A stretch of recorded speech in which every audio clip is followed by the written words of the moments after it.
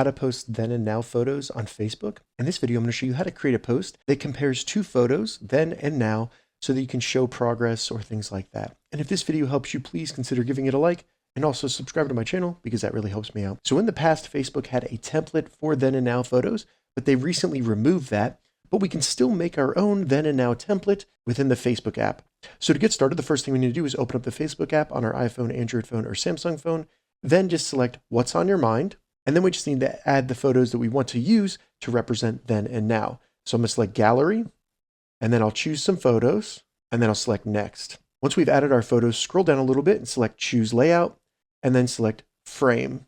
So now it'll show the photos next to each other. What I like to do with a then and now photo is add maybe the year of the first photo and the year of the second photo, or you can add titles such as then and now.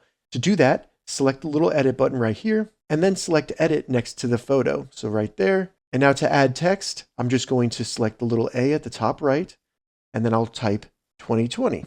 I can change the color or border. I'm going to add a border to that, and then just make it a little bigger. Then if I tap down here, it'll save it, and I can move that around to wherever I want. So I want it right there. Now I'll select next, scroll down, select edit on the other photo, which is supposed to be now. I'll select the A to add text, and I'll type 2026. Now I'm going to give it the same border and frame, and then make it large, select done, and I can put the 2026 down here, and I'll select next. So now if I select done, you can see that it displays the photos next to each other.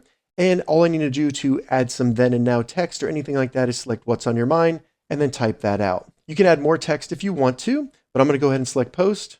And you can now see my then and now post using the template that we created.